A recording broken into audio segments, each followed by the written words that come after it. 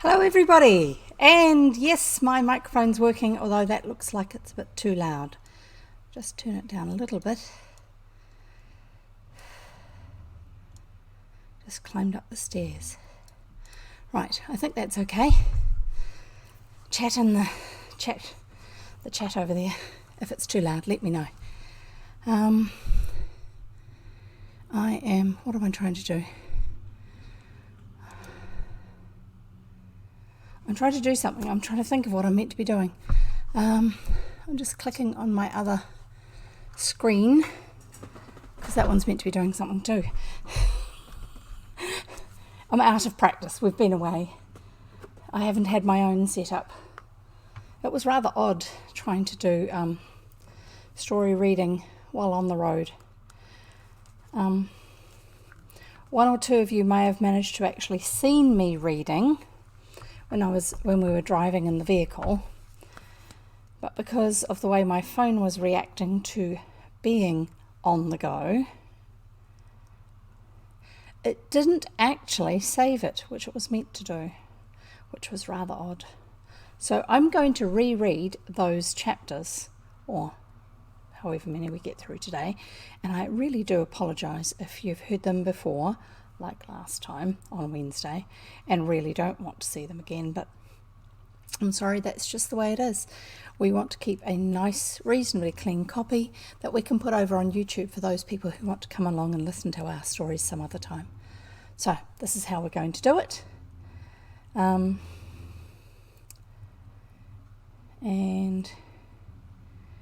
right, that's all set up. My phone is plugged in, and it's actually plugged into the charger this time as well, not just into the bottom of the phone. There was one time when I had my phone plugged in and I kept wondering why it was going to sleep, and it was only going to sleep because the cable was plugged into the phone but not into the charger. Oh, who knew? Such high tech that we have to get into. Okay, now it's Friday, so here we go on behalf of Formal Friday, honouring Ms. Hilary Barry, our wonderful lady who speaks on TV and does all sorts of things like this and likes to challenge things a little bit. She was doing Formal Fridays all through lockdown, even though she was working largely on her own. And she sort of kind of instigated it for us here in New Zealand. So I'm going to stop blethering and get on with reading. So welcome everybody who hasn't been here before. I'm Jev, I live in New Zealand, and I read old-fashioned stories, principally children's stories, but they're old-fashioned ones, just so that you actually have something to listen to. I'm quite happy for you to lurk. That's not a problem, because I only chat at the beginning and the end and between chapters. I don't actually chat while I'm reading, unlike a game where people are chatting the whole time. So you're welcome to chat amongst yourselves. Please try to keep it seemly, because sometimes people will have their children listening too and watching. So it's good to be considerate of one another. What else? This is like streaming housework. You're welcome to join our Discord server. The link is down below, or on my profile if you're looking at this over on YouTube. Make suggestions about other books to read in the future. Submit illustrations that you've made for the stories that we're currently reading. Even book cover suggestions, your idealised cover for maybe some of the stories that we're reading. That would be lovely to see some of those shared. From time to time I post poor copies of some of the original illustrations or the early illustrations from the stories that we're reading. If you want to catch up on other stories that we've had in the past, follow down below or in my profile the link to YouTube, and over there you will find playlists of the various stories we've read before, and they include Millie Molly Mandy, the stories, all of them, The Wind in the Willows, Alice in Wonderland, Alice Through the Looking Glass, A Little Princess, The Secret Garden, the earlier book to this, The Princess and the Goblin. I'm sure there's some others, but I can't remember what they are at the moment. I never managed to remember the whole list. So you've come here to listen to me reading, not talking, and I shall read. We shall read The Princess and Curdie by George MacDonald, and we are starting at chapter 26, called The Vengeance. By the time the girl reached the servants' hall, they were seated at supper. A loud, confused exclamation arose when she entered. No one made room for her. All stared with unfriendly eyes. A page, who entered the next minute by another door, came to her side. "Where do you come from, hussy?" shouted the butler, and knocked his fist on the table with a loud clang. He had gone to fetch wine, had found the stair door broken open and the cellar door locked, and had turned and fled. Amongst his fellows, however, he had now regained what courage could be called his. "From the cellar," she replied. "The messenger broke open the door and sent me to you again." "The messenger! Pah! What messenger?" "The same who sent me before to tell you to repent." "What? Will you go fooling it still? Haven't you had enough of it?" cried the butler in a rage, and starting to his feet, drew near threateningly. "I must do as I am told," said the girl. "Then why don't you do as I tell you?" "And hold your tongue," said the butler. "Who wants your preachments? If anybody here has anything to repent of, isn't that enough, and more than enough for him? But you must come bothering about and stirring up, till not a drop of quiet will settle inside him. You come along with me, young woman. We'll see if we can't find a lock somewhere in the house that will hold you in." "Hands off, Mr. Butler," said the page, and stepped between. "Oh ho!" cried the butler, and pointed his fat finger at him. "That's you, is it, my fine fellow? So it's you that's up to her tricks, is it?" The youth did not answer, only stood with flashing eyes fixed on him, until, growing angrier and angrier, but not daring a step nearer, he burst out with rude but quavering authority. "Leave the house, both of you. Be off, or I'll have Mr. Steward talk to you. Threaten your masters, indeed. Out of the house with you, and show us the way you tell us of." 2 or 3 of the footmen got up and ranged themselves behind the butler. "Don't say I threaten you, Mr. Butler," expostulated the girl from behind the page. "The messenger said I was to tell you again and give you one more chance." "Did the messenger mention me in particular?" asked the butler, looking the page unsteadily in the face. "No, sir," answered the girl. "I thought not. I should like to hear him." "Then hear him now," said Curdie, who that moment entered at the opposite corner of the hall. "I speak of the butler in particular when I say that I know more evil of him than of any of the rest. He will not let his own conscience or my messenger speak to him. I therefore now speak myself. I proclaim him a villain and a traitor to his Majesty the King. But what better is any of you who cares only for himself, eats, drinks, takes good money, and gives vile service in return, stealing and wasting the king's property, and making of the palace, which ought to be an example of order and sobriety, a disgrace to the country?" For a moment all stood astonished into silence by this bold speech from a stranger. True, they saw by his mattock over his shoulder that he was nothing but a miner boy, yet for a moment the truth told notwithstanding. Then a great roaring laugh burst from the biggest of the footmen as he came shouldering his way through the crowd toward Curdie. "Yes, I'm right," he cried. "I thought as much. This messenger, forsooth, is nothing but a gallows bird, a fellow the city marshal was going to hang, but unfortunately put it off till he should be starved enough to save rope and be throttled with a pack thread. He broke prison, and here he is preaching." As he spoke, he stretched out his great hand to lay hold of him. Curdie caught it in his left hand and heaved his mattock with the other. Finding, however, nothing worse than an ox hoof, because he was holding his hand, remember, and he can feel what the person inside the outside is, the person is becoming, he restrained himself, stepped back a pace or two, shifted his mattock to his left hand, and struck him a little smart blow on the shoulder. His arm dropped by his side. He gave a roar and drew back. His fellows came crowding upon Curdie. Some called to the dogs, others swore, the women screamed, the footmen and pages got round him in a half-circle, which he kept from closing by swinging his mattock, and here and there threatening a blow. "Whoever confesses to having done anything wrong in this house, however small, however great, and means to do better, let him come to this corner of the room," he cried.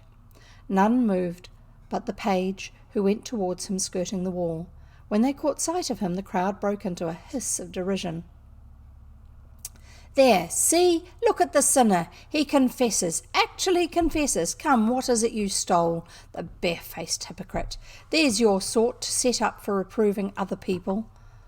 Where's the other now?" But the maid had left the room, and they let the page pass, for he looked dangerous to stop. Curdie had just put him betwixt him and the wall behind the door, when in rushed the butler with the huge kitchen poker, the point of which he had blown red hot in the fire, followed by the cook with his longest spit. Through the crowd, I just thought there was somebody going past down below. Through the crowd, which scattered right and left before them, they came upon Curdie. Uttering a shrill whistle, he caught the poker a blow with his mattock, knocking the point to the ground, while the page behind him started forward and, seizing the point of the spit, held on to it with both hands, the cook kicking him furiously. Ere the butler could raise the poker again or the cook recover the spit, with a roar to terrify the dead, Lena dashed into the room, her eyes flaming like candles. She went straight at the butler. He was down in a moment, and she on top of him, wagging her tail over him like a lioness. "Don't kill him, Lena," said Curdie. "Oh, Mr. Miner," cried the butler. "Put your foot on his mouth, Lena," said Curdie. "The truth fear tells is not much better than her lies." The rest of the creatures now came stalking, rolling, leaping, gliding, hobbling into the room, and each as he came took the next place along the wall, until, solemn and grotesque, all stood ranged, awaiting orders. And now some of the culprits were stealing to the doors nearest them. Curdie whispered to the two creatures next to him. Off went Ballbody, rolling and bounding through the crowd like a spent cannon shot, and when the foremost reached the door to the corridor, there he lay at the foot of it, grinning. To the other door scuttled a scorpion as big as a huge crab. The rest stood so still that some began to think they were only boys dressed up to look awful. They persuaded themselves they were only another part of the housemaid and page's vengeful contrivance, and their evil spirits began to rise again. Meantime, Curdie had, with a second sharp blow from the hammer of his mattock, disabled the cook, so that he yielded the spit with a groan. He now turned to the avengers. "Go at them," he said. The whole 49 obeyed at once, each for himself and after his own fashion. A scene of confusion and terror followed. The crowd scattered like a dance of flies. The creatures had been instructed not to hurt much, but to hunt incessantly, until everyone had rushed from the house. The women shrieked and ran hither and thither through the hall, pursued each by her own horror, and snapped at by every other in passing. If one threw herself down in hysterical despair, she was instantly poked or clawed or nibbled at again. Though they were quite as frightened at first, the men did not run so fast, and by some of them, finding they were only glared at, and followed, and pushed, began to summon up courage once more, and with courage came impudence. The taper had the big footman in charge. The fellow stood stock still, and let the beast come up to him, then put out his finger and playfully patted his nose. The taper gave the nose a little twist, and the finger lay on the floor. Then indeed the footman ran, and did more than run, but nobody heeded his cries. Gradually the avengers grew more severe, and the terrors of the imagination were fast yielding to those of sensuous experience, when a page, perceiving one of the doors no longer guarded, sprang at it and ran out. Another and another followed. Not a beast went after, until one by one they were every one gone from the hall, and the whole many in the kitchen. There they were beginning to congratulate themselves that all was over, when in came the creatures, trooping after them, and the second act of their terror and pain began. They were flung about in all directions, their clothes were torn from them, and they were pinched and scratched, and everywhere Ballbody kept rolling up them and over them, confining his attentions to no one in particular.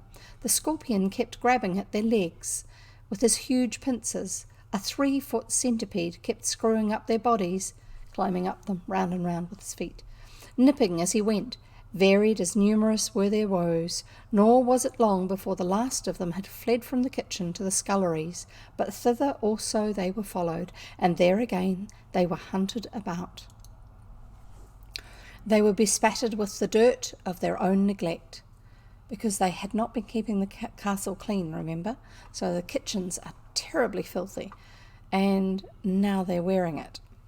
They were soused in the stinking water that had boiled greens. They were smeared with rancid dripping. Their faces were rubbed in maggots. I dare not tell all that was done to them. At last they got the door into a backyard open and rushed out. Then first they knew that the wind was howling and the rain falling in sheets. But there was no rest for them even there. Thither also were they followed by the inexorable avengers, and the only door here was a door out of the palace. Out every soul of them was driven and left, some standing, some lying, some crawling, to the further buffeting of the waterspouts and whirlwinds raging every street of the city. The door was flung to behind them, that means shut, and they heard it locked and bolted and barred against them. And that's the end of chapter 26, and I'm having a drink of water. Did you remember to bring your water as well as your snacks, so you could listen and keep topping yourself up as you need it? I need it. I don't think I've been drinking enough water this week.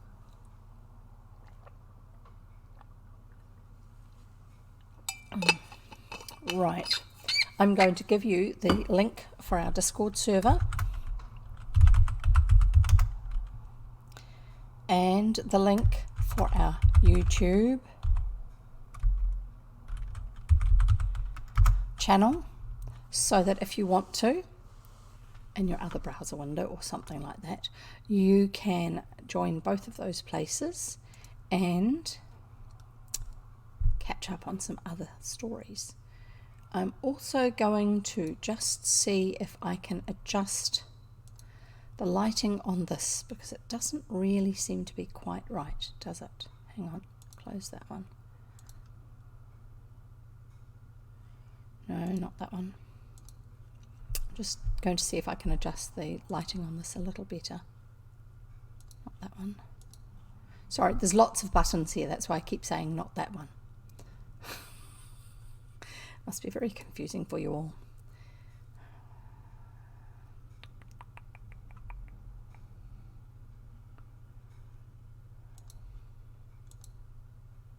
Not too bad, I suppose. Not quite so odd in the way of colouring. We'll go with that one for a while, shall we? There we go.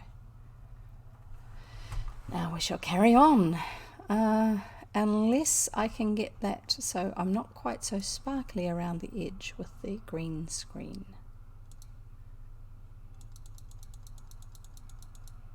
No, that's making it more sparkly behind me. That's better.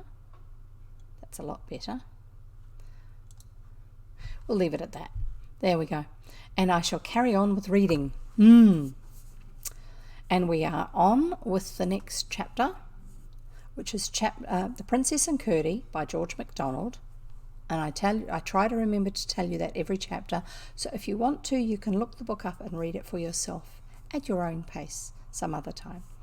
And also, if you can find an old copy or one of the digital copies that are on Project Gutenberg, which is gutenberg.org, and you don't even have to write the project part, just the gutenberg.org, you can download and read the books from there on a device such as a very old iPad mini. It's a first generation. It's even capable of being read on one of those, and you can see the pictures too. Or you can look at the books actually on the website there. Sorry, my hair's all over the place. And if it's a book which has illustrations in it, it will show you the illustrations, the early ones. Sometimes you can find more than one copy of a book, and each copy has illustrations done by a different illustrator depending on when that particular edition of the book was published. So we shall carry on with The Princess and Curdie by George MacDonald. It's a Victorian fantasy story, and we are reading chapter 27, which is called More Vengeance. The last chapter was called vengeance. So this one is more vengeance. And we shall carry on. As soon as they were gone, Curdie brought the creatures back to the servants' hall and told them to eat up everything on the table. It was a sight to see them all standing round it, except such as had to get upon it, eating and drinking each after its own fashion, without a smile or a word or a glance of fellowship in the act. A very few moments served to make everything eatable vanish, and then Curdie requested them to clean the house, and the page, who stood by, to assist them. I think that's old Victorian English way of saying requested them and the page to do the house, and the page's role was to assist them in cleaning. Everyone set about it except Ballbody. He could do nothing at cleaning, for the more he rolled, the more he spread the dirt. Curdie was curious to know what he had been and how he had come to be such as he was, but he could only conjecture that he was a gluttonous alderman whom nature had treated homeopathically in a like manner. And now there was such a cleaning and clearing out of neglected places, such a burying and burning of refuse, such a rinsing of jugs, such a swilling of sinks, and such a flushing of drains, as would have delighted the eyes of all true housekeepers and lovers of cleanliness generally. Curdie meantime was with the king, telling him all he had done. They had heard a little noise, but not much, for he had told the avengers to repress outcry as much as possible, and they had seen to it that the more that any one cried out, the more he had to cry out upon, while the patient ones they hurt scarcely at all. Having promised His Majesty and Her Royal Highness a good breakfast, Curdie now went to finish the business. The courtiers must be dealt with. A few who were the worst, and the leaders of the rest, must be made examples of. The others should be driven from their beds to the street.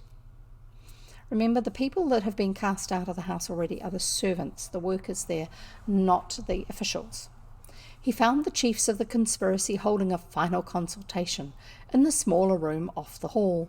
These were the Lord Chamberlain, the Attorney General, the Master of the Horse, and the King's private secretary. The Lord Chancellor and the rest, as foolish as faithless, were but the tools of these. The housemaid had shown him a little closet, opening from a passage behind, where he could overhear all that passed in that room, and now Curdie heard enough to understand that they had determined in the dead of the night, rather in the deepest dark before the morning, to bring a certain company of soldiers into the palace, make away with the king, secure the princess, announce the sudden death of His Majesty, read as his the will they had drawn up, and proceed to govern the country at their ease, and with results. They would at once levy severer taxes and pick a quarrel with the most powerful of their neighbours. Everything settled, they agreed to retire and have a few hours' quiet sleep at first. All but the secretary, who was to sit up and call them at the proper moment. I'm guessing that the secretary was the one who was writing up the fake will. Curdie stole away, allowed them half an hour to get to bed, and then set about completing his purgation of the palace. First he called Lena and opened the door of the room where the secretary sat. She crept in and laid herself down against the door. When the secretary, rising to stretch his legs, caught sight of her eyes, they glowed like candles, remember?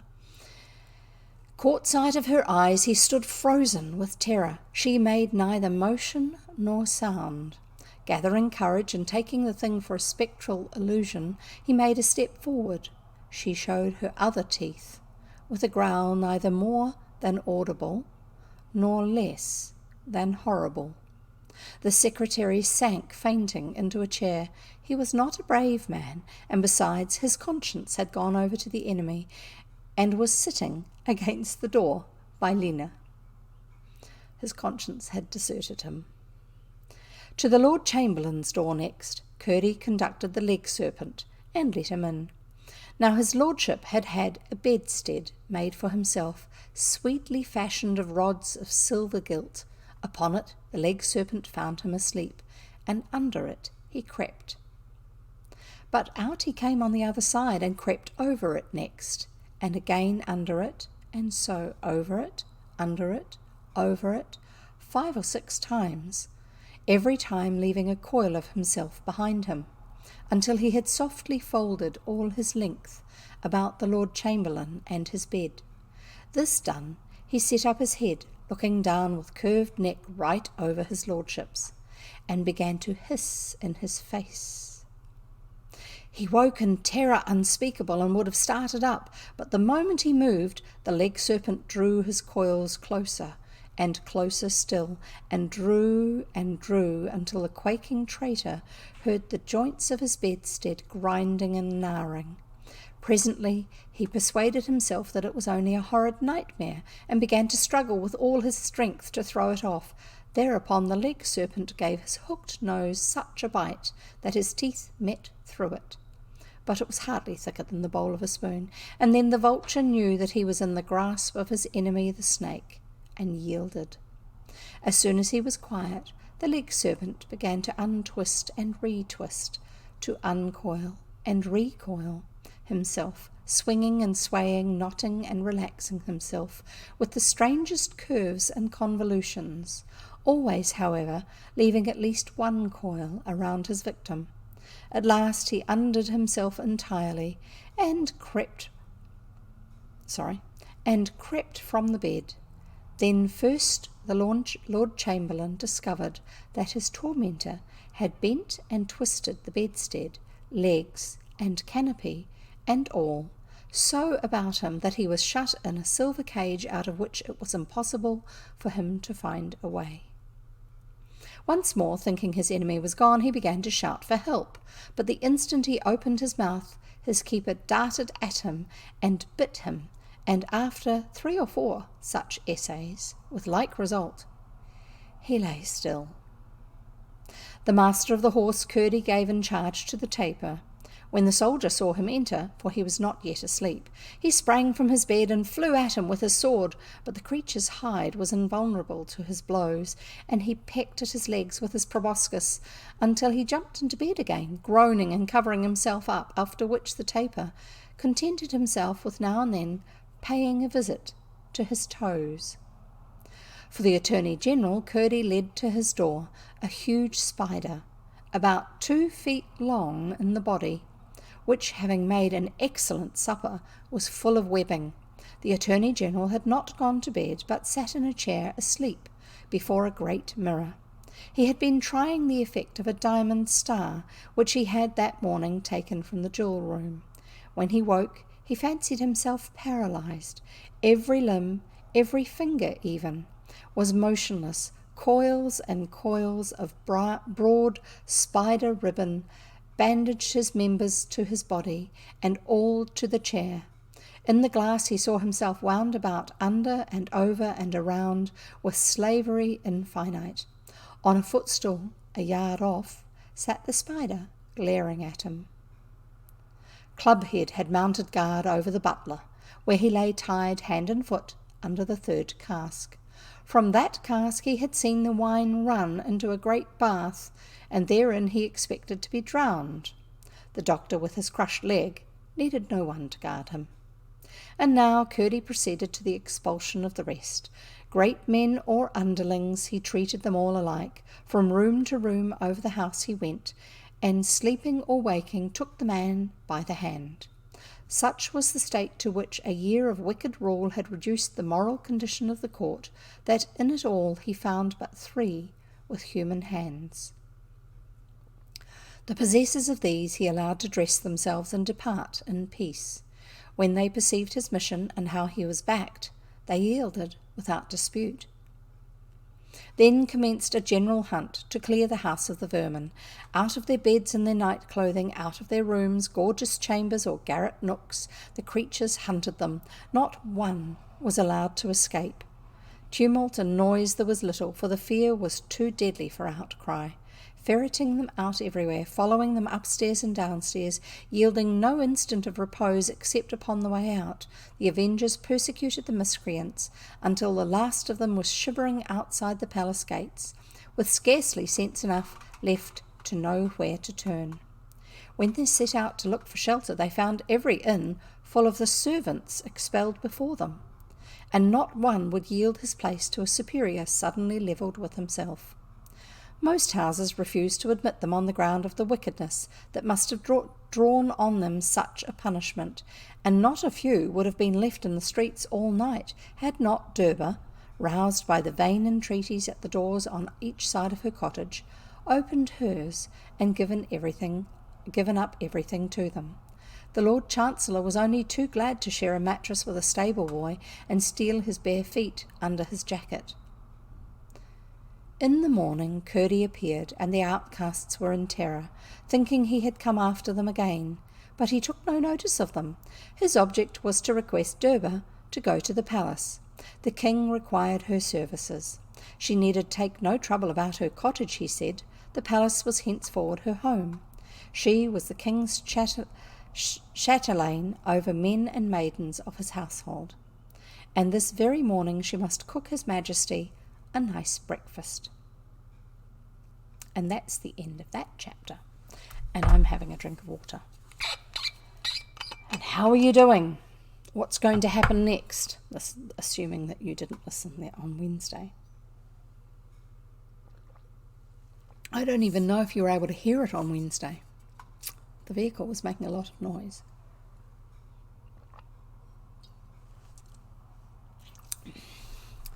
Did you remember to bring your water? Or I should say, looking at the camera, not at myself. Sorry, I am just putting some information for myself up in this window so I can see what I'm doing.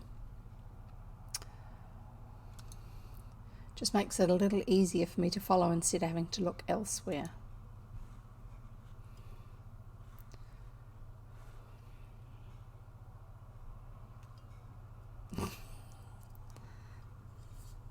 I do hope I haven't inadvertently put you to sleep.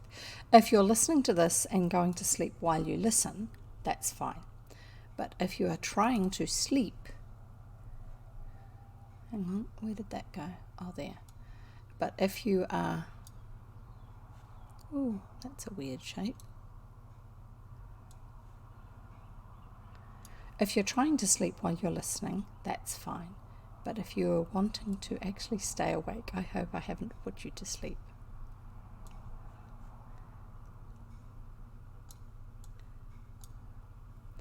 It's not doing what I wanted it to do. Last time I got it to go down beside. That's odd. Put that one there. I'm meant to be able to dock these alongside. There's one. That's what it is. Yes, that's better. Much better. Now I can see it. It's actually something I figured out how to do when I was trying to get the laptop to go, which I got it all going, but not in time for me to be able to read to you using my laptop setup, which should have looked similar to this, what you're used to now, instead of having to use my phone. And I have spent ages trying to, like a week on and off in my spare time, trying to get my laptop to work so that I could stream for you when I was away down in Wellington.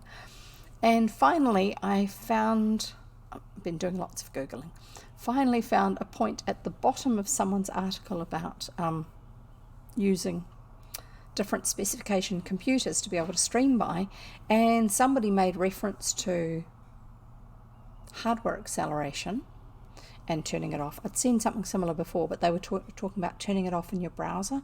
So I've got like 3 or 4 browsers on my computer, so I had to turn it off in all of them, and it made no difference.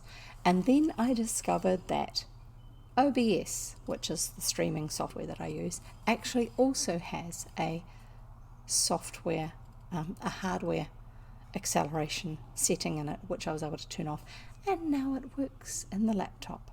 So if I travel away again, I should be able to use my proper webcam and my microphone instead of the phone, which means that I can still have the tags available and all that sort of stuff, which I'm meant to be able to do from the phone, but it doesn't always work. Anyway, we'll get back to the story instead of me yattering on.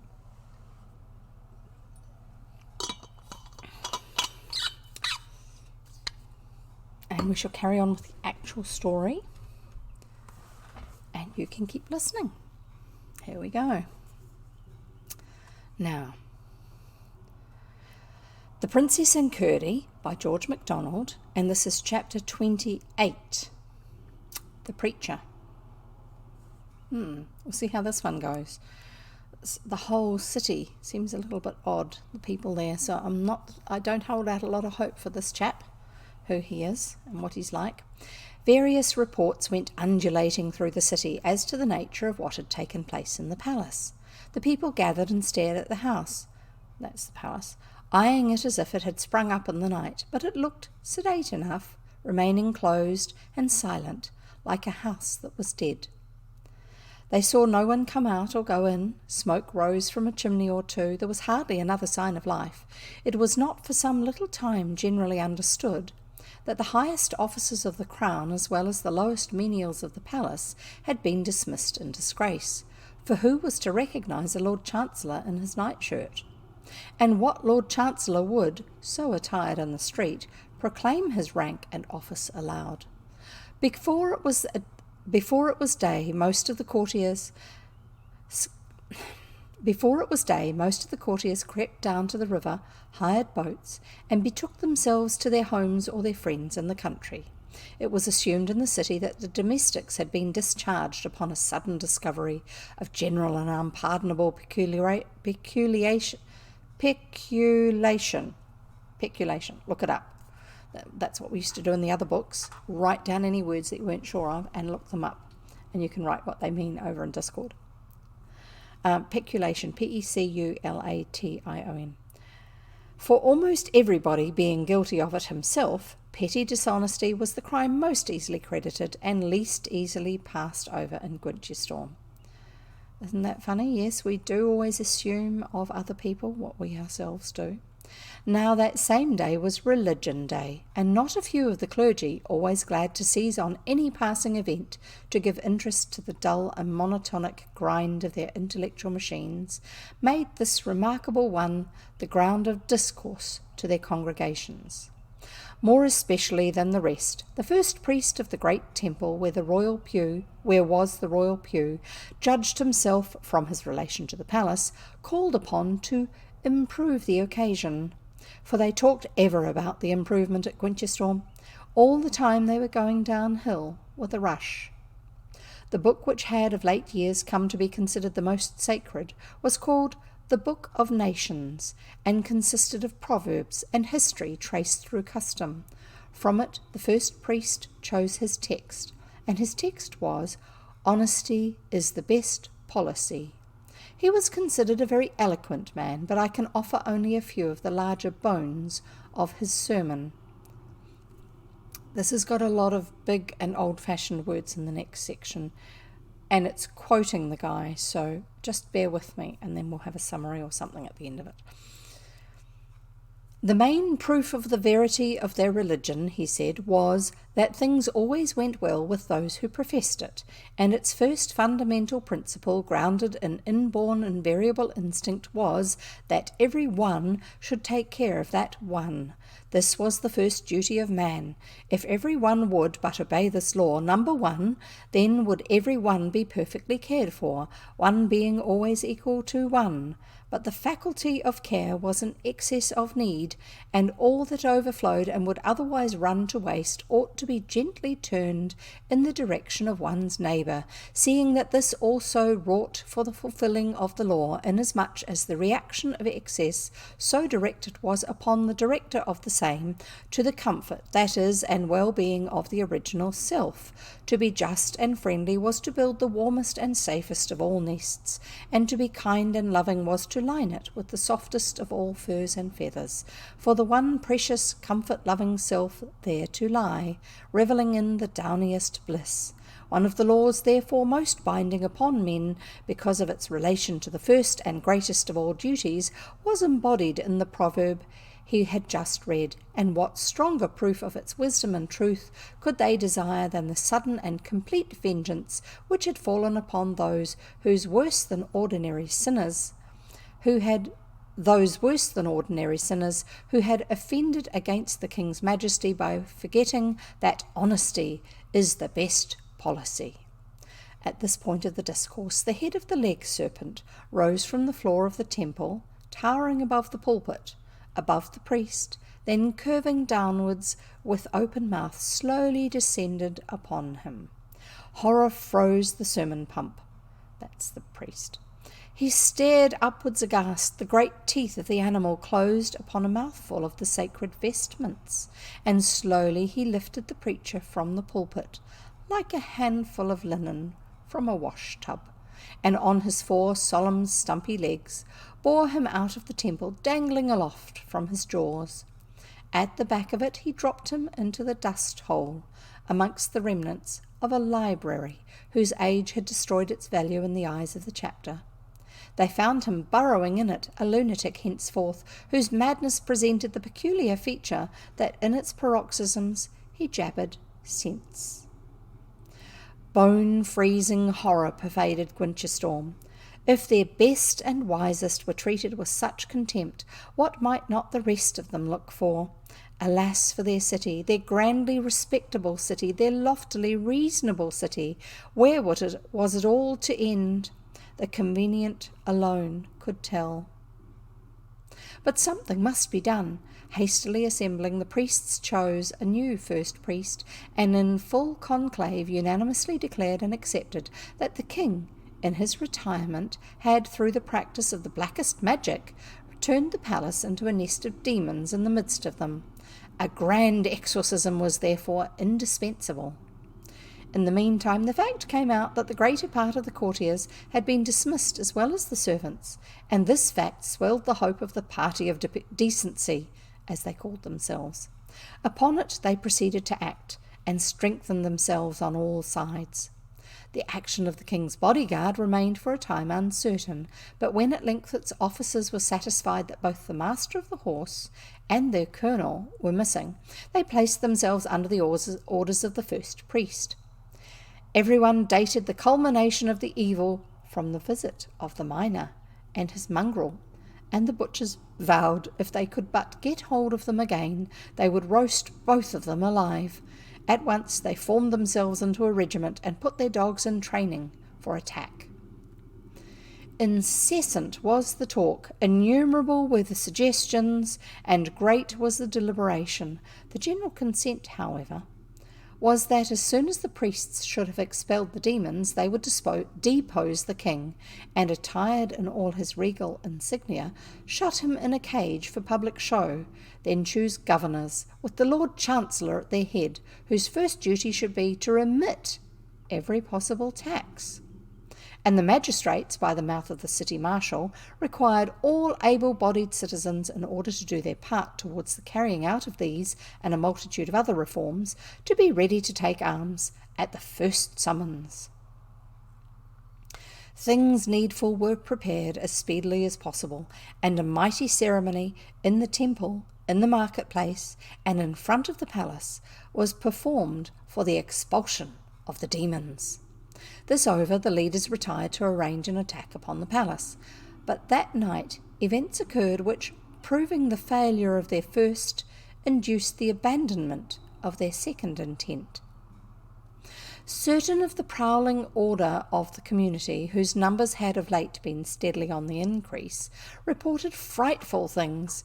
Demons of indescribable ugliness had been espied careering through the midnight streets and courts. A citizen, some said in the very act of housebreaking, but no one cared to look into trifles at such a crisis, had been seized from behind, he could not see by what, and soused in the river. A well-known receiver of stolen goods had had his shop broken open, and when he came down in the morning had found everything in ruin on the pavement. The wooden image of justice over the door of the city marshal had had the arm that held the sword bitten off. The gluttonous magistrate had been pulled from his bed in the dark by beings of which he could see nothing but the flaming eyes, and treated to a bath of the turtle soup that had been left simmering by the side of the kitchen fire. Having poured it over him, they put him again into his bed, where he soon learned how a mummy must feel in its cerements Worst of all, in the marketplace was fixed up a paper with the king's own signature to the effect that whoever henceforth should show inhospitality to strangers and should be convicted of the same should be instantly expelled of the city, while a second in the butcher's quarter, second set of notices, ordained that any dog which henceforward should attack a stranger should be immediately destroyed. It was plain, said the butchers, that the clergy were of no use. They could not exorcise demons. That afternoon, catching sight of a poor old fellow in rags and tatters quietly walking up the street, they hounded their dogs upon him, and had it not been that the door of Durbus cottage was standing open, and was near enough for him to dart in and shut it ere they reached him, he would have been torn in pieces. And thus things went on for some days. And that's the end of that chapter, and I shall read more shortly, but I shall have another drink of water.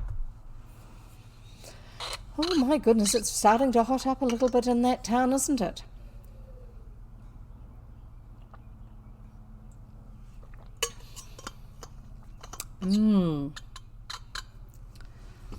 So have you had any thoughts about what other stories we are going to read? It needs to be a public domain story, not something that is still within copyright. Sorry. That's just the way it is. But that's okay. And if you're not sure, one of the things you can do is actually to go to Project Gutenberg, and their web address is http. Actually, I'm going to type it in the chat. I don't need to read it out, spell it out to you every time. It's called Project Gutenberg, and the website is, and I'm typing it when I find the right marks on my keyboard,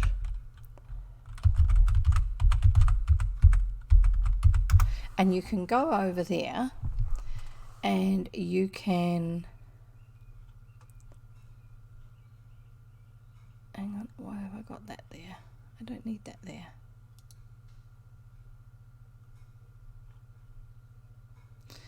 You can go over there and you can actually see what books are available, and they have them by categories too, which is actually quite handy.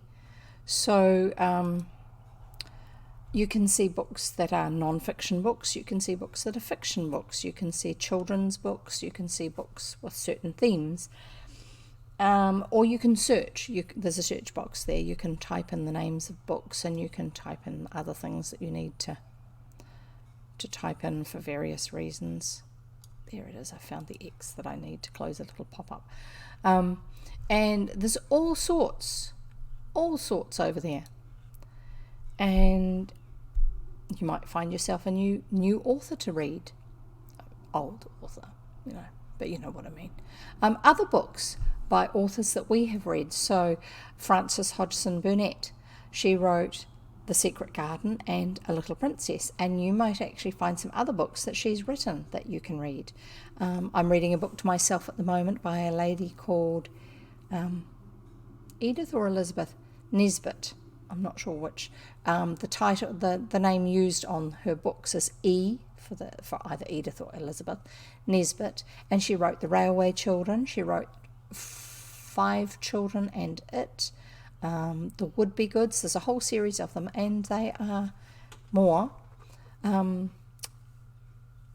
books that are out of copyright. They're public domain books, so they're actually, it's quite good. You'd be amazed what you can find over there to have a listen to or read. There's an audiobook version of Project Gutenberg. It's not got all of the books that are at Gutenberg yet, but it's working at it. It's called LibriVox, means free voice. And it's like a little bit like Audible in that they're audiobooks, but they're free. You don't have to pay for them. And you can listen to them whenever you want. So there you go. Now I am going to carry on reading, and you can carry on listening or go to sleep or whatever it is that you want to do. And we shall carry on here. Just wondering why that's what that is. Sorry, I'm being distracted. I get too easily distracted, don't I? We shall carry on now. So, I've had my drink of water. And that, I think, is going to try and do something. Yeah, it's all right. It's okay. Right. I've had my drink of water. I hope you've had yours. The Princess and Curdie by George MacDonald, chapter 29. Actually, I'm just going to have a quick look before I go on with the book, the chapter. Okay, that's right. I was just checking that we did have a few more chapters after this one, because if it's the second to last chapter, I would be unsure as to whether I was going to read it today or the next time we read, depending on how long it is. Right.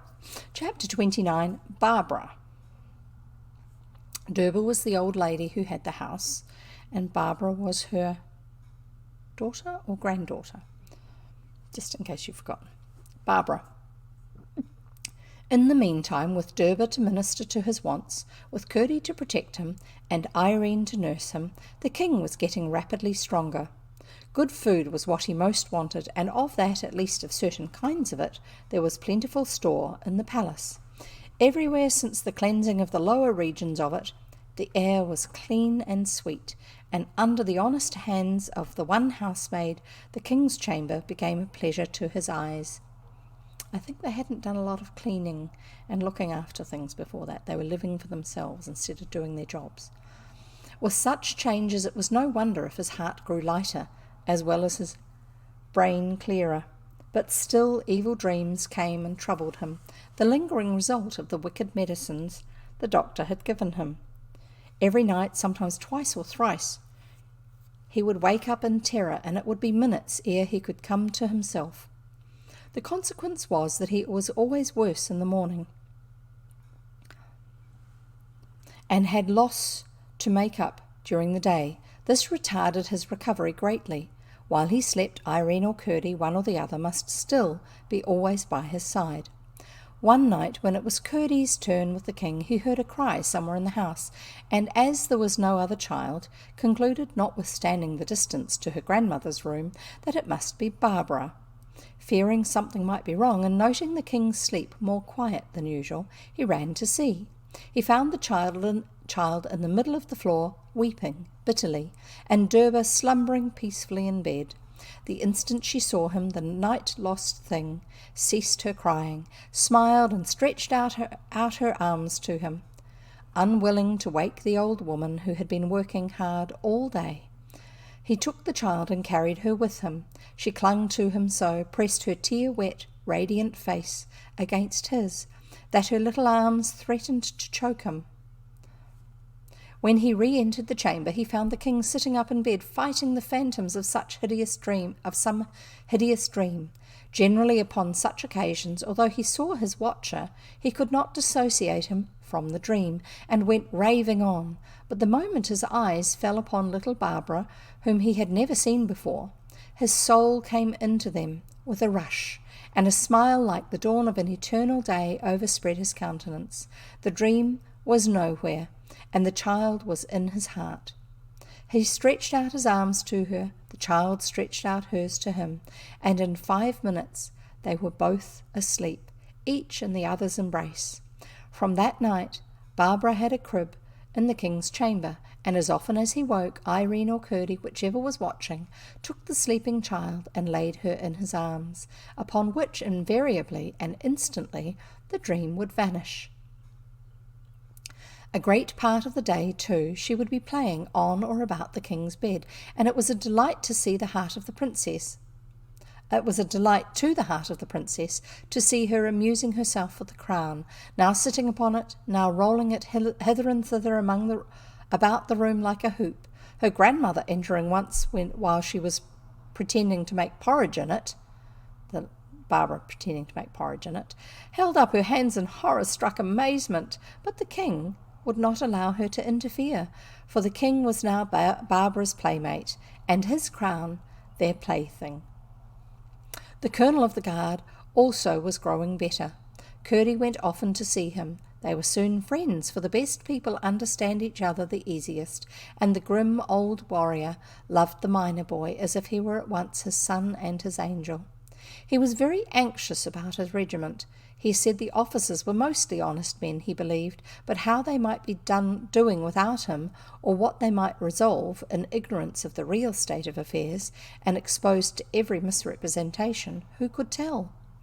Curdie proposed that he should send for the major, offering to be the messenger.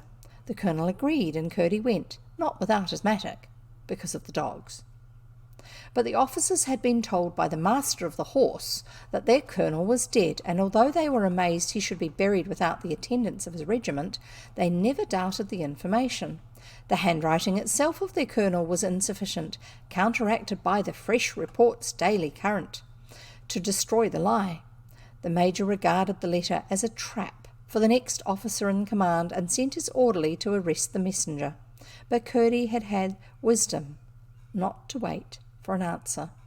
The king's enemies said he had first poisoned the good colonel of the guard, and then murdered the master of the horse and other faithful counsellors, and that his oldest and most attached domestics had but escaped from the palace with their lives, nor all of them, for the butler was missing.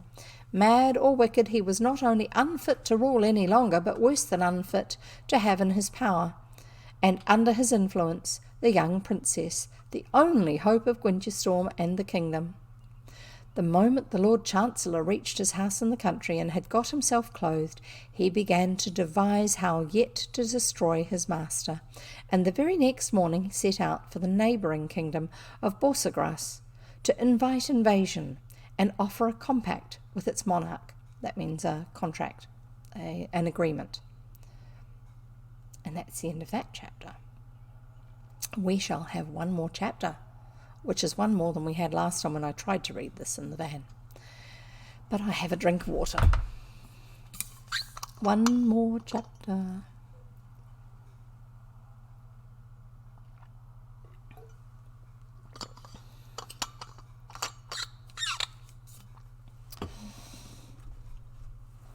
Here we go. The Princess and Curdie by George MacDonald, Chapter 30. Peter. At the cottage on the mountain, everything for a time went on just as before. This is where Curdie comes from, the cottage on the mountain. It was indeed dull without Curdie, but as often as they looked at the emerald, it was gloriously green, and with nothing to fear or regret, and everything to hope, they required little comforting. One morning, however, at last, Peter, who had been consulting the gem, rather now from habit than anxiety, as a farmer his barometer in undoubtful weather, turned suddenly to his wife, the stone in his hand, and held it up with a look of ghastly dismay. "Why, that's never the emerald," said Joan.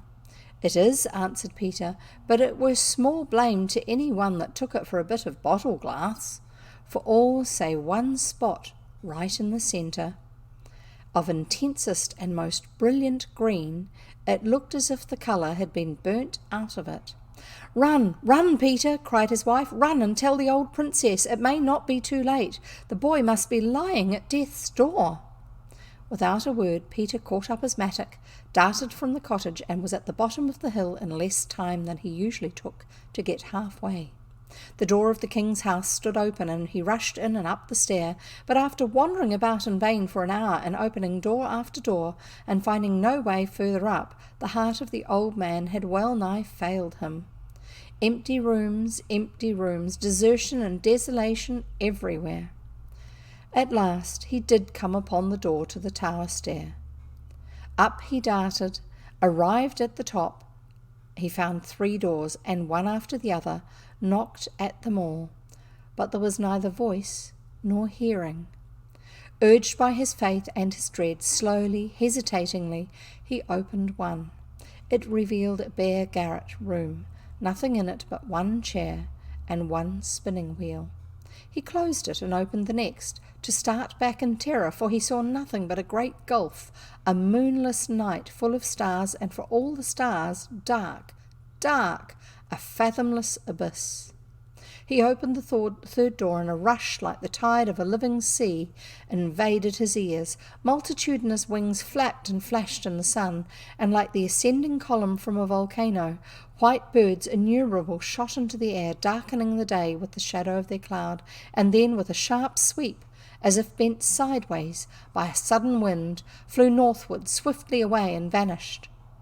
The place felt like a tomb. There seemed no breath of life left in it. Despair laid hold upon him. He rushed down, thundering with heavy feet. Out upon him darted the housekeeper, like an ogress spider, and after her came her men, but Peter rushed past them, heedless and careless, for had not the princess mocked him, and sped along the road to Gwyntystorm. What help lay in a miner's mattock, a man's arm, a father's heart he would bear to his boy? Joan sat up all night, waiting his return, hoping and hoping. The mountain was very still and the sky was clear, but all night long the miner sped northwards, and the heart of his wife was troubled. And I'm going to stop there, I'm sorry, because the next chapter is called The Sacrifice. And that sounds pretty intense, and I don't want to finish on that. So there you go. That's today's rereading of all of Wednesday's story, because it didn't go very well in the van, and one extra chapter. And I shall see you next time. And just in case you've arrived late, I'm going to put the 2 links in here: Discord, so that you can come and join us over on our Discord server, and YouTube, so that you can go and listen to some other stories that we've done in the past. All the stories that we do over here get transferred across to our YouTube channel, and I organise them into playlists, but I don't do them straight away. They become available about 2 weeks after I've read them to you, because they stay available here on Twitch for 2 weeks, and then I save them over on YouTube so that you can have a listen to them there. So we will see you next time. That should be Monday, New Zealand time, 3 o'clock, but we'll see. We do our best. Look forward to seeing you next time. Bye-bye.